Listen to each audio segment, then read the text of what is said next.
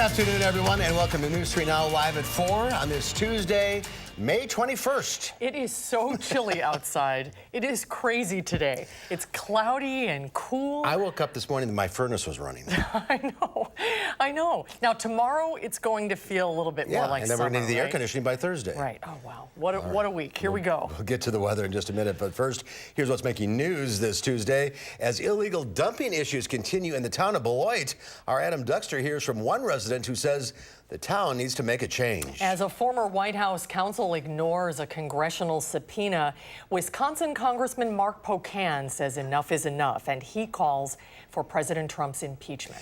And the Madison Mallards cut its ties with a national restaurant chain. Eric Franke explains why. Let's take a look outside today. Cloudy most of the day, breezy too, all bundled up on the Capitol Square. Yeah, we're going to head out and gather around the grill with Angie Horkin in a little while to warm up a little bit. Milder, but with a trade-off.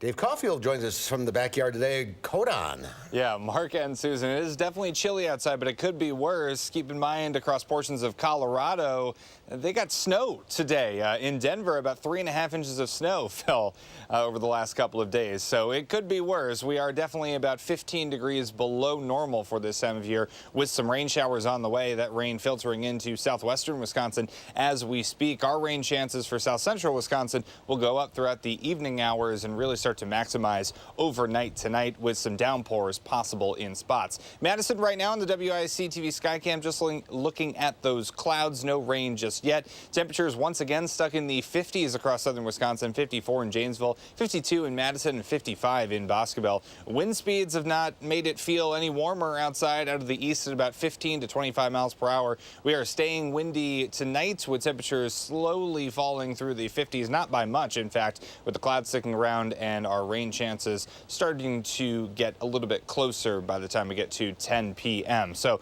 let's take a look at your first alert traffic updates. Taking a live look at Gammon Road and the Beltline. No major problems showing up there. No major accidents or incidents to report across Dane County. Traffic is generally heading out at the posted speeds, although we are starting to see those normal slowdowns for an afternoon on the Beltline. Eastbound Verona Road to John Nolan. That'll cost you about 10 minutes right now with an average speed of around 30 miles per hour. Some other routes in and around Madison. The Beltline southbound to Janesville. That's looking pretty good. 28 minutes with an average speed of around 65 miles per hour. And that is your first alert traffic update. Coming up, we will talk more about the milder weather on the way and our chances for thunderstorms going up once again in your first alert forecast. All right, Dave, thank you. Thank you, Dave. First at 4, Wisconsin Democratic Representative Mark Pocan is now calling for impeachment proceedings to move forward against President Trump. Congressman Pocan tweeted today, stonewalling Congress on witnesses and the unredacted Mueller report enhances the appearance of guilt and has pushed Congress to a point where we must start an impeachment inquiry. House Speaker Nancy Pelosi has resisted calls for impeachment. Another flashpoint in the back and forth fight between Congress and the Trump administration over special counsel Robert Mueller's report. Former White House counsel Don McGahn ignored a congressional subpoena, and House Democrats say they will go to court to hear his testimony if necessary. Nicole Killian reports from Capitol Hill. Recorded vote. Former White House counsel Don McGahn was a no-show at a hearing by the House Judiciary Committee. Chairman Jerry Nadler says McGahn isn't protected by executive privilege. When this committee issues a subpoena, even to a senior presidential advisor, the witness must show up. Our subpoenas are not optional. Now the Democrats are trying desperately to make something out of nothing. McGahn, who was advised by the White House not to testify, is a critical witness to the committee's investigation about whether President Trump obstructed justice. McGahn told special counsel prosecutors that the president asked him several times to shut down Robert Mueller's probe. We've asked since April about Mr. Mueller coming. But every time we seem to get close to Mueller, Mueller just gets pushed on a little bit. McGahn isn't the first Trump official to ignore a subpoena. Attorney General William Barr was held in contempt earlier this month after he refused to hand over an unredacted version of the Mueller report. Democrats accuse the Trump administration of stonewalling. Some are putting more pressure on House Speaker Nancy Pelosi to begin impeachment hearings. At least one Republican agrees. Michigan Congressman Justin Amash tweeted, contrary to Barr's portrayal, Mueller's report reveals that President Trump engaged in specific actions and a pattern of behavior that meet the threshold for impeachment. It just is one person speaking out when so many Republicans have remained silent, not honoring the oath of office. I totally disagree with Justin's assessment. A Democratic aide tells CBS News Speaker Pelosi will hold a meeting Wednesday to update lawmakers on oversight and investigations. Nicole Killian, CBS News, Capitol Hill. And Georgia Representative Doug Collins says it's time to move on. He says Nadler wants the fight and the drama. Pro-abortion rights advocates across the country marched in protest against new laws restricting abortions in several states. From the nation's capital to Los Angeles and even in the heartland of America, abortion right advocates demonstrated against laws on restricting abortions being passed in state legislatures. 8 states so far this year have passed laws limiting abortion rights. 5 states have so-called heartbeat bills that ban abortions after 6 to 8 weeks of pregnancy. Alabama's law bans all abortions unless the mother's life is threatened. I believe that women's health care is a human right. It should not be restricted based on what other people's personal beliefs are. The legislature has spoken, and it underscores the sanctity of life that the people of Alabama value so highly. Court challenges are underway or expected in every state where new laws have passed. It's unknown whether the Supreme Court justices will agree to hear any of the legal challenges, but the issue has galvanized supporters on both sides ahead of the 2020 elections. Rock County residents are asking for change after having trash illegally dumped in their yards. They say this is a problem that has been going on for years. Rock County reporter Adam Duxter joins us from our bureau at the Janesville Gazette with why leaders think this is happening. Adam? Well, Mark and Susan, whether it's couches, tires, or an entire bathroom set, it's probably wound up on the side of the road in the town of Beloit, and neighbors there are starting to lose their patience. But the town's director of public works says this time of year in particular is popular for dumping, and says he thinks people are coming down from out of town to do this. Now, if people are caught, they can face a fine of up to $1,000, but he says it really boils down to a matter of respect. I for one, would never want my trash in somebody else's yard. It's about the environment and trying to maintain the beautiful area that we have.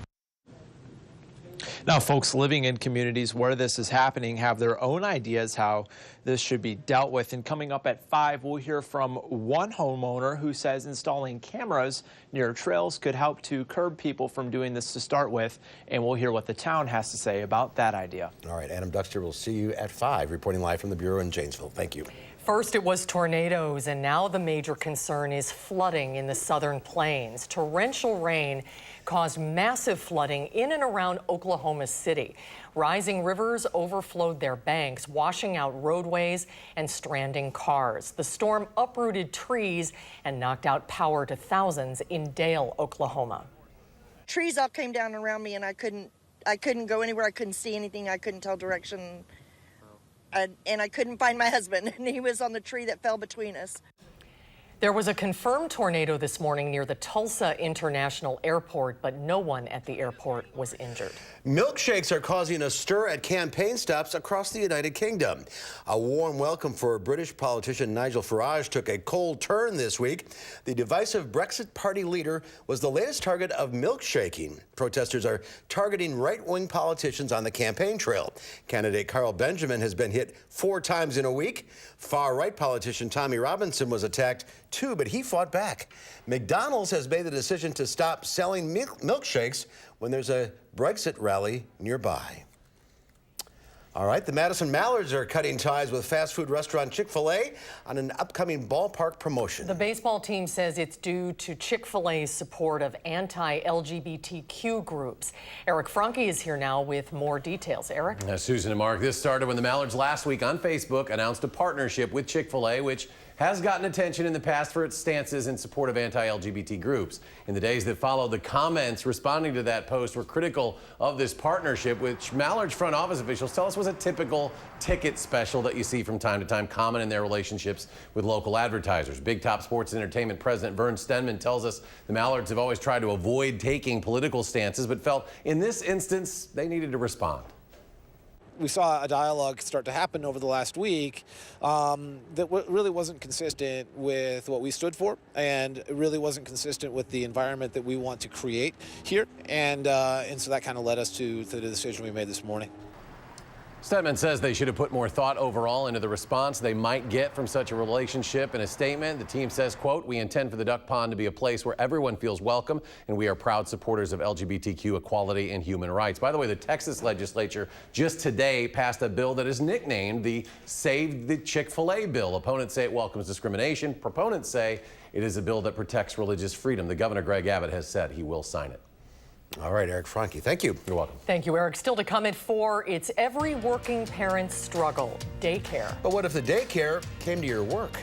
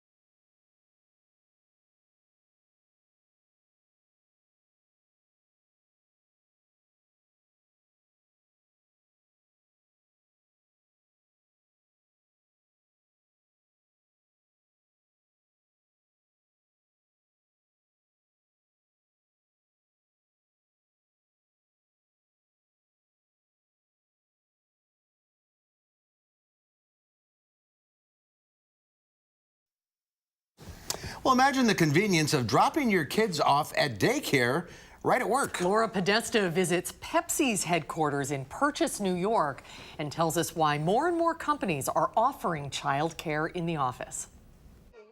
That's good. What are you reading about? Dinosaurs. Working mother Jessica McKenzie doesn't have to choose between spending hours behind her desk and making time for her 3-year-old Haley.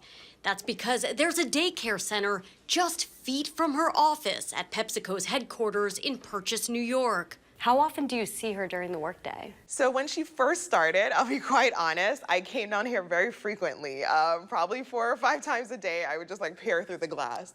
Haley is one of 70 kids ranging in age from 6 months to 5 years old who do yoga, play with blocks, and paint masterpieces at Pep Start. Good job, Max. The program isn't free, but because Pepsi takes care of overhead costs, it's less expensive than a standalone daycare. Matt Del Judas checks in on his daughter, Penelope Jane, between meetings. I think it's a big retention hook for a lot of folks. Most companies don't have something like this. Does childcare in the office benefit the employee or the company or both? I think it's a win-win. CBS News business analyst Jill Schlesinger says more companies are considering this benefit. Okay, that makes sense. To attract and hold on to employees in a tight labor market. All of these are meant to bring more qualified people into an organization. Bright Horizons, the company that runs Pep Start, has opened hundreds of similar programs for other businesses in states across the country. Companies like Home Depot, companies like Mercedes, Starbucks. My 3 groovy buttons. For Jessica, this is bigger than just getting to see Haley as much as she wants. Have a good one. I'll see you later. She's setting an example of what it means to be a working mom. Laura Podesta, CBS News, Purchase, New York. Boy, that is a wonderful thing what for a perk. working parents. If it's a busy workday and a parent isn't able to visit their child, Bright Horizons says parents can stay connected through an app. After logging on, parents can view photos and videos of what their child has been up to that Just like day. doggy daycare. That's right. They got that over at the Roughing Boy, daycare is so expensive though it now. is. That would be a huge perk. Well, stocks were up today as the U.S. eases some trade restrictions against the Chinese tech giant Huawei. Say it for me. Huawei. Huawei, there you go. The Dow Industrials added 197 points, closing at 25,877. The NASDAQ Composite Index gained 83 points. The S&P 500 added 24. And it is Game 4 of the NBA Eastern Conference Finals. Milwaukee leads the series over Toronto 2-1. Sports director Jay Wilson is here with the importance of tonight's game for the Bucks. Hi, Jay. Hi. You could make the case that tonight's game could decide the series because it's 2-1 Bucks. If the Bucks win, they're up 3-1 going back to Milwaukee for 2 of the next 3 games. So you got to figure they'd win at least one of those. But if Toronto wins, it's 2-2, and then it's down to a best of 3, and then you never know what can happen. And you know, the Bucks were so dominant in the first 2 rounds of the series of the playoffs. You know, Detroit wasn't a very good team. Boston was a team that had a lot of flaws. That was very up and down all year. But don't undersell the Toronto Raptors because the Bucks won 60 games in the regular season. The Raptors won 58. The Bucks had the best home record in the NBA. The Raptors had the second best record in the NBA. And they have a former Finals MVP in Kawhi Leonard. So we'll see. Big game. It's not do or die tonight, though. Not do or die. You know, as we said, the series, you know, and say the Bucks lose, it's 2-2. They go back to Milwaukee for Game 5 on Thursday. Then they would go back to Toronto for a Game 6. Oh, it's only one game. Yeah, so it's a 2-2, 1-1 back and forth. It's changed through the years. It used to be 2-3-2 for a while, and now it's 2-2, 1-1-1. But if they advance, then they will meet a very formidable opponent. Yes, the Golden State Warriors finished off the Portland Trailblazers last night, 4 straight games. The Warriors were down 17, 18, and 17 points in the last 3 games, yet came back to win. They are in the NBA Finals for the 5th straight time, which hasn't been done in the last 50 years, 50-plus years, when the Boston Celtics, remember Bill Russell? Oh, yeah, sure. That was the last time Really? somebody had been there 5 straight times. And they've won the last 2 championships. Now, their best player, Kevin Durant, has a calf injury, and we're not sure of his status, if he'll be able to play in the NBA Finals. But the finals don't start until May 30th, which is a week from Thursday. So he would have 2.5 weeks to rest. So if, in fact, it is a calf injury, and if, in fact, he could come back, they're pretty good. But then again, they've been almost better without him. So we'll see. So if the Bucks win tonight, things are looking pretty good for them. I would say that's correct, yes. 7:30. Central. On TNT, if you want to watch it. Indeed. And highlights on News 3 now at 10. You got it. All right, Jay. Thanks, Thank Jay. you. Thank you. Well, it's almost grilling season. When we come back, we'll head out to the weather patio after Dave's forecast. Angie Horkin from the Wisconsin Beef Council is here with some recipes using non-traditional beef cuts that you might want to try.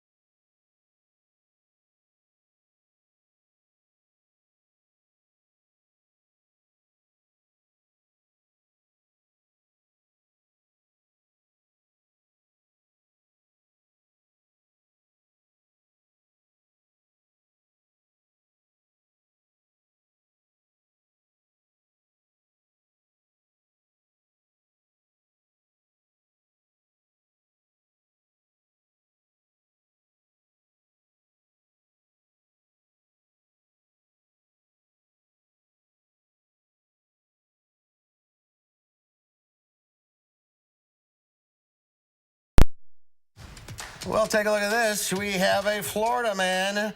Watch as this guy steals a highway patrol vehicle and leads police on a chase. Of course, he's shirtless. Troopers stopped to help a man who appeared medically distressed. Before paramedics could arrive, the man jumps into the cruiser, takes off. What followed was an 11-mile chase at speeds of nearly 150 miles an hour. At one point, authorities approached with guns drawn, but the suspect pushed through. He lost control of the vehicle shortly thereafter, fled on foot into some woods where he was eventually apprehended. He's now facing multiple charges. Oh, Florida. A Florida man, indeed. A black bear was spotted in a Johnson Creek subdivision overnight. Rocco and Genoa Bartolata captured this video from their home security camera. The Wisconsin Department of Natural Resources says the state is home to more than 28,000 bears, but most live in the far northern part of the state. However, due to a growing population, bears are actually becoming more common in the lower two-thirds of the state. That's a sight to see. On the Ring doorbell? I think you want to stay away from that. Yeah, for sure. You know, we used to go on vacation up north with my parents, and we'd go to the dump at night to watch bears. We're at a garbage dump. Thanks, Mom. Thanks, Dad. Free entertainment, though. Memories. A little dangerous, but it's free. We saw a bear, yes. There you go. All right. Moving on from memory lane. Yeah. Do you remember what spring is supposed to feel like? Yeah, no. I don't really. Now it's raining? Yeah, we're getting great. those showers. Yeah, they're just piling on at this point. But we will talk about the milder temperatures returning in your first alert forecast in just a few minutes.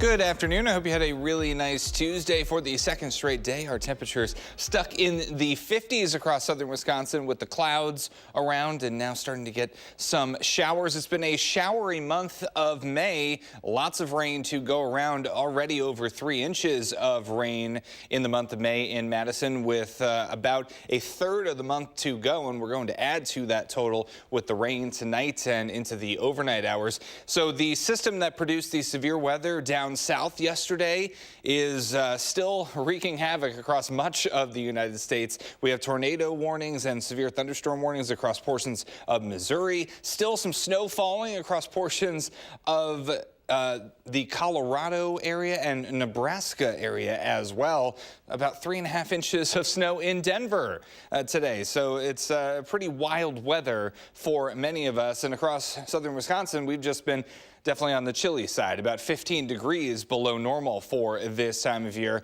And we have some of those showers starting to make their way mostly into southwestern Wisconsin. It is windy, and we can see that on our Queen Bee Radio Skycam as well. So that's another thing kind of contributing to how chilly and raw it feels outside in spots like Platteville. Also a little bit breezy and windy in Madison on the Edgewater Skycam for today. Our high 54 degrees, 15 degrees below normal for this time of year. We should be right at that 70-degree mark. We'll get closer to that, though, as we get into the next couple of days. Right now, those temps are in the low 50s in Madison, mid-50s in Janesville, 53 in Watertown, and a cluster of 54s in Platteville, Mineral Point, and Lone Rock. The warm spot right now, not really all that warm in Boscobel at 55 degrees, especially when you factor in that easterly breeze at about 15 to 25 miles per hour, sustained, gusting closer to about 30 to 35 miles per hour. Stronger gusts across southwestern Wisconsin, which is pretty typical. But there is some relief in sight in temperature land, because we will get the milder air to return for Wednesday and Thursday. Temperatures are actually going to be close to 80 for some of us, then slightly chillier. Not really. We're really talking about pretty constant temperatures from Wednesday through about Saturday, and then a little bit closer to 70 degrees, but still right where we should be for this time of year. Average is low to middle 70s by the time we get to the end of this month in about 10 days or so. And Memorial Day weekend is looking milder than it has been over the last couple of days, but not as mild as this time last year. Actually, we were borderline hot in spots, setting some temperature records when we hit 95 and 93 last year. Actually, 3 straight days of record highs in Madison. Oh, how different a year can make things in the weatherland. So, on Future Track, we noticed that there is a chance of some light to moderate showers this evening. Then as we head into the overnight hours and late nighttime hours, we will see those shower chances increase, maybe even a thunderstorm or two, and a heavy downpour not out of the question. But by the time we get into Wednesday, we should start to see those skies clear once again, and a southerly wind helping those temperatures get into the upper 70s, close to 80 degrees. Pretty similar on Thursday, maybe a little bit cooler in spots, but we're still looking at the 70s coming back once again. By the time we get to later on Thursday, about ½ an inch of rain expected across southern Wisconsin with these showers and storms. And we are keeping a close eye right now on Friday. We have an alert day in the forecast for showers and thunderstorms, especially in the afternoon and evening hours. We could be talking about a hail, wind, and tornado threat, not even out of the question. So we're watching that very closely at this point. Look at your 10-day forecast here. Those temperatures a little bit closer to 70 degrees for Sunday and Memorial Day on Monday. Slight chances for thunderstorms there, but those chances aren't looking all that great. Better rain and storm chances return by next Tuesday and Wednesday. Thank you, Dave. Well, May is beef month. Time to put on a parka, fire up the grill. Yeah, you need to stand by the grill just to stay warm. Angie Orkin from the Wisconsin Beef Council is here with some grill recipes using some not so traditional cuts of meat. Exactly. I thought we'd talk about something a little different for Beef Month. We're all we're all familiar with popular cuts, but today I've got 2 different cuts for the grill. Actually, tri-tip roast, and then Korean-style beef short ribs. And short ribs are traditionally not a And they're on the grill. cut. They're on the grill. They're smelling good. So they're cut a little different. Let's grab my tongs. They're cut really thin. So I would call ahead for these, and they're cut like across the rib bone, but they have a super, super delicious marinade on them. They're like regular beef ribs, but they're cut differently. I've never seen They them are haven't cut either. like that. So the good thing about this is you marinate them, and I marinate them 24 hours, and that'll help tenderize it, because Here's your that rib marinade. meat is not tender. But when it's this thin, like a ½ inch, quarter inch, the marinade works great. So the base of the marinade is soy sauce, which you're smelling, green onion, there's some packed brown sugar in there, apple juice, rice vinegar, minced garlic, minced ginger, and then a little crushed red pepper to give it a zing. So marinate them. I marinate them 24 hours. Hang on, we're losing our props. Then, actually, after I put the ribs on the grill, I brought the marinade up to a boil and reduced it, and I'm going to use that as a sauce. So great you got to idea. bring it up to a boil on your stovetop, or if you have that side burner on your grill, use that, bring it up to a boil, and then it's food safe. And then use this as a really super, super yummy sauce. You just can't take it out of the bag. Correct. It's contaminated. Because you have the raw beef or Right. any raw meat in there. You got to bring it up to a boil just in case. And then this is some broccoli slaw that I pickled. So just marinated and some more of the ingredients that I used on the beef. So rice vinegar, apple cider vinegar, a little salt and pepper. And then you serve it with that really fresh, bright slaw, and it's super, super delicious. Doesn't that marinade smell delicious? You didn't bring forks? Yeah. They're here somewhere. We'll get to it. All right, what's this guy? I've never heard of this. So this is a tri-tip roast, very popular on the West Coast. They take it there and they like barbecue it or smoke it and make sandwiches, kind of like a substitute for a brisket. It's a bottom sirloin. It's got 3 points to it. That's why it's called the tri-tip. But it's just kind of moving into the Midwest and out east. It's a different kind of cut, but it will work on the grill. You don't want to over grill it. You want a nice medium rare. So use your meat thermometer, so 135, 45 degrees internal temp. That's And then roughly how many minutes? This will take, since it's so thick, it took me about 30 minutes. Okay. So I did 10 minutes, another 10, another 10, and then I took the temperature. So it's similar to a sirloin. Similar to a sirloin. Oh, and it's actually, this is cutting really, really nice. Now, the last 10 minutes grilling, Let it I rest. brushed it with a glaze when it was on the grill. So honey, and you're smelling that too. There you go, Mark. You don't need a fork for this one. There you go. So honey, cumin, garlic, dry mustard, a little salt, and then fresh lime juice. And the lime juice is also going to work as a tenderizing agent. So we'll put some on here. So, and then I got a little grilled asparagus and couscous to go with it to make a whole meal. Okay. And a fresh mango salsa. So I use jarred mango to make it really quick, and then jalapeno, a little tomato, a little more fresh lime juice, and honey and salt. How is it? That's It's great. It's great. Is it good? So put this with it too, and look at that. 2 perfect, nice, warm summertime evening meals. It is for going to you warm up. to celebrate. It is going to during warm up. Beef month. All right. More information? Beeftips.com. Click on As Seen on TV. You'll find these recipes, and then of course go to our recipe collections, and we've got tons and tons and tons of great grilling recipes. So you might have to call your butcher to get these cuts. Yeah, it wouldn't hurt. All right. All right. Happy birthday tomorrow. Thank you. Thanks, Ange. Good to see you. And while we're on the topic, grilling for, or looking for grilling perfection, is it lump versus briquettes? That's right. Consumer Reports will settle that debate when Live at 4 continues.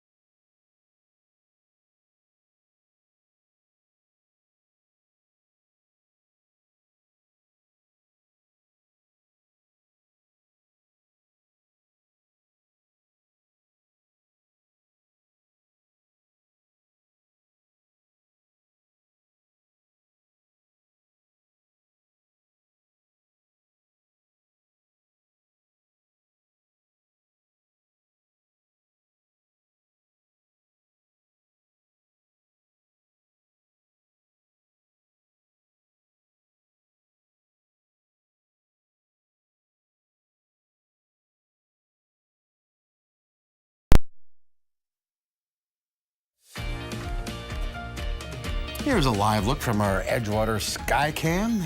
Campus terrace kind of empty today. Bundled up on the terrace? Not today.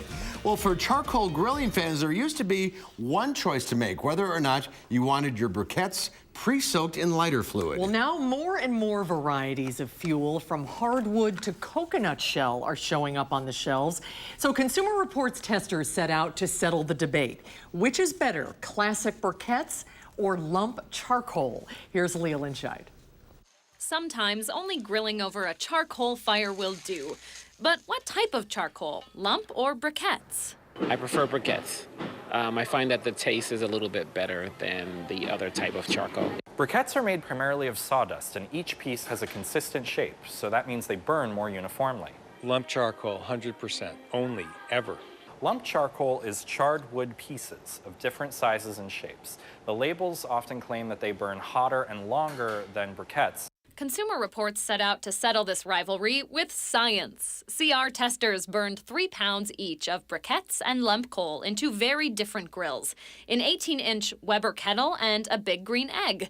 Then they brought out the scientific instruments. Thermocouples on the grates collected the precise temperature for each.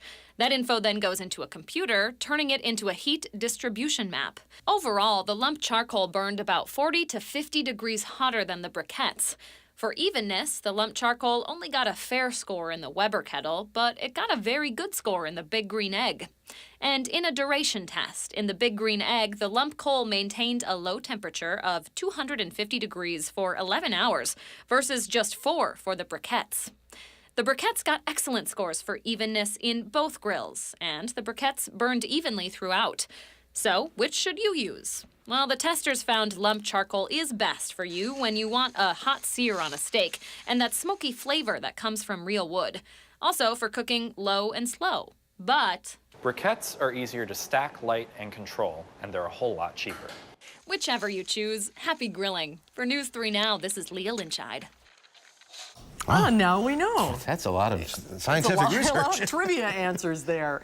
Do you think those heat maps were interesting? Well, Consumer Reports uses them for gas grills, too. And we posted a link to the Consumer Reports test on our website, channel3000.com. You can check it out there. When we come back, besides grilling this upcoming holiday weekend, you might want to do a little gardening. Now's the time to get your plant and garden questions answered. Lisa Briggs is standing by live at the Bruce Company, ready to take your calls. 270-9933, the number to call. Hi, Lisa. Hey there, guys. How are you? Great. Get planting this weekend.